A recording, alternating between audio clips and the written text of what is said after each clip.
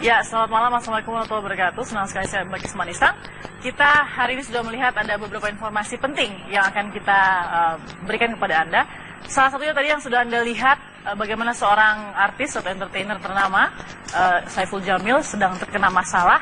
Dikabarkan dirinya ada dugaan melakukan pencabulan terhadap anak yang masih berusia remaja atau 17 tahun. Nah, setelah tadi Anda lihat juga Kapolsek Metro Kelapa Gading, Kompol Ari Cahya juga sudah memberikan informasinya. Kita lihat lagi informasi apa yang bisa kita dapatkan soal Saiful Jamil.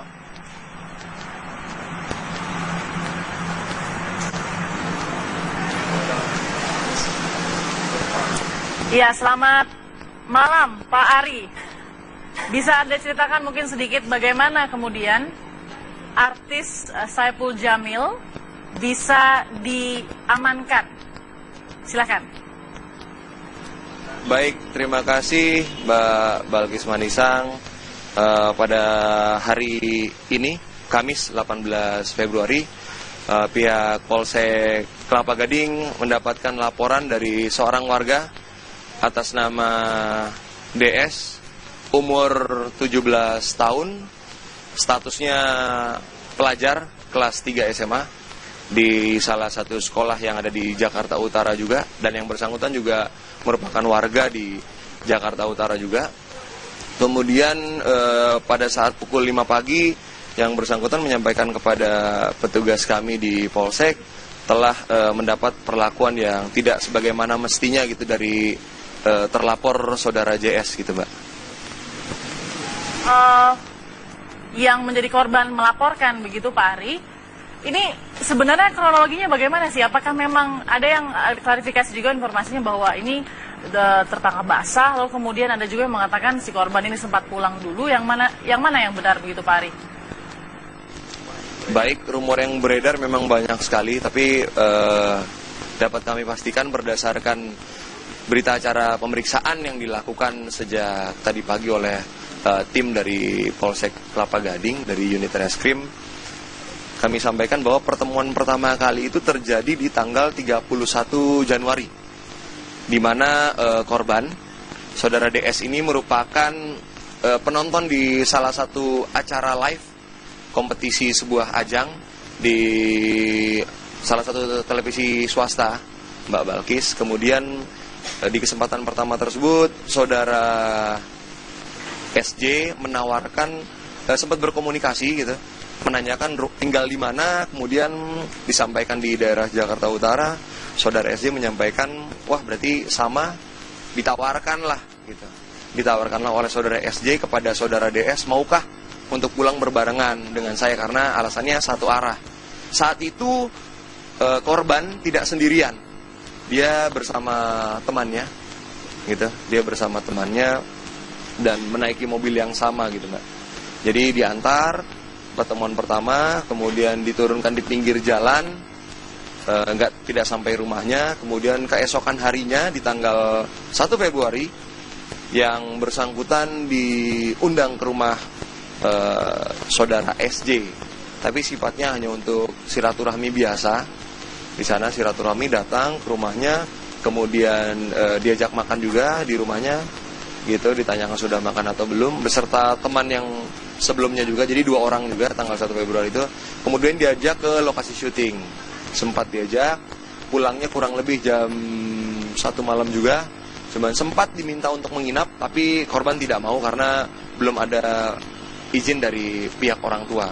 Setelah pertemuan kedua di tanggal 1, 2 minggu kemudian terus kontak sampai akhirnya kemarin di hari Rabu tanggal 17, tanpa disengaja atau direncanakan, saudara DS bertemu lagi dengan saudara SJ, dan yang menyapa duluan juga saudara SD. Tapi karena yang bersangkutan juga belum mendapat perlakuan bagaimana gitu, jadi yang bersangkutan tetap menyapa sebagaimana layaknya seorang fans kepada selebritisnya begitu, Mbak. Kemudian saat disampaikan oleh saudara SJ, hari ini acaranya apa, yang bersangkutan menyampaikan mau sekolah. Kemudian saudara SJ menyampaikan, kenapa nggak ikut saya saja gitu, bisa izin nggak atau tidak. Akhirnya terjadi komunikasi. empati dari korban, saudara SD hanya membawa satu manajer. Dia berharap bisa membantu sebagai fans yang baik, mungkin kurang lebih seperti itu. Berusaha membantu saudara SJ sampai larut malam. Sepulangnya dari syuting salah satu acara televisi, dengan mobil yang sama diantar ke daerah Jakarta Utara, diminta untuk memijat sebelum pulang, diminta untuk memijat saudara SJ. Dan dari proses pemijatan itulah ada permintaan-permintaan yang 2 kali ditolak oleh korban saudara DS. Akhirnya pada saat tertidur ada perlakuan yang kurang baik, kurang lebih pukul 04.00. Demikian Mbak Balkis. Korban ini menginap atas dasar keinginannya sendiri atau paksaan? Soalnya tidak mau menginap, tapi karena diminta oleh saudara SJ gitu, minta saudara SJ, dan pada saat itu memang sudah larut malam sekali, Mbak, kurang lebih selesai mijat itu jam 1 lebih ya, kurang lebih Mbak. Kemudian pada saat itu diminta juga tidur di kamar yang sama, yang bersangkutan ketakutan meminta untuk tidur di luar. Pada saat pemijatan yang pertama, karena sudah ada perlakuan yang kurang baik dari saudara SJ, yang bersangkutan sempat menolak dengan cara halus ingin melaksanakan sholat tahajud. Turun dari lantai 2 ke lantai 1.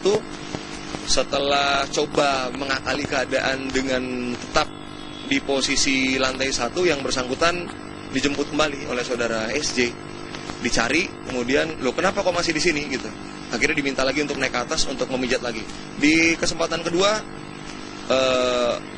permintaannya makin meningkat gitu ya, makin nggak wajar.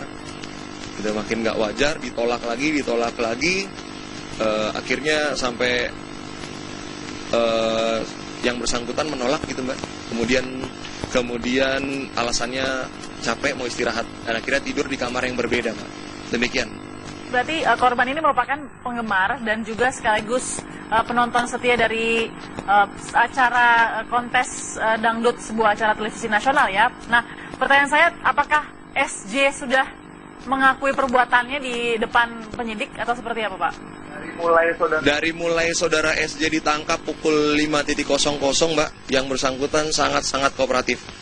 Tadi sempat melaksanakan buka puasa juga bersama dengan anggota kami di kantor. Kemudian kita melaksanakan sholat bersama juga yang bersangkutan. Setelah itu kami periksa sebagai tersangka. Yang bersangkutan semuanya sampai saat ini kooperatif dan mengakui semua perbuatannya Mbak Balkis. Kemudian kesalahannya begitu? Iya. Terhadap apa yang dilakukan oleh SJ yang sudah diakuinya ini? Iya, sama persis Mbak. Sama. Ya, apakah pasal yang mengancam SJ Pak? Oke, untuk pasal yang kami terapkan berdasarkan hasil gelar perkara beserta tim unit Reskrim Polsek Kelapa Gading, kami menerapkan Undang-Undang Perlindungan Anak karena yang bersangkutan saudara DS ini masih berumur 17 tahun. Gitu, masih berumur 17 tahun. Kita terapkan Undang-Undang Perlindungan Anak nomor 35 tahun 2014. Untuk pasal yang dilanggar itu pasal 76 huruf E, dan ketentuan pidananya di pasal 82 ayat 1, ancaman hukuman minimal 5 tahun, maksimal 15 tahun, dendanya 5 miliar. Demikian Mbak Balkis. Nah Pak Ari, terakhir adakah penangguhan penahanan sejauh ini Ya. Meskipun sudah ada pengakuan dari pelaku? Kami masih punya waktu 1 kali 24 jam Mbak, terkait setelah penetapan status ini. Untuk nantinya manakala ditahan atau tidaknya itu berdasarkan pertimbangan subjektif penyidik ya. Nanti kami gelarkan kembali gitu Mbak. Bersama Baik tim. Pak Ari, terima kasih sudah memberikan informasinya Kapolsek Metro Kelapa Gading, Pak Kompol Ari Cahaya. Terima kasih Pak, selamat malam. Baik, itu tadi yang sudah kita ikuti, informasi yang sangat mengejutkan dan sangat memprihatinkan juga bahwa seorang artis berinisial SJ sudah mengakui kesalahannya dan pasal berlapis sudah paling tidak ada di hadapan artis SJ ini. Nah, kita lihat dulu bagaimana profil dari SJ yang sudah sangat terkenal di Indonesia. Saipul Jamil juga kerap wirawiri di layar kaca sebagai pemandu acara serta juri kontes dangdut di salah satu televisi swasta. Mantan suami Dewi Persik ini pun pernah mencoba peruntungannya di dunia politik dengan mencalonkan diri sebagai wakil wali kota Serang pada tahun 2008 lalu.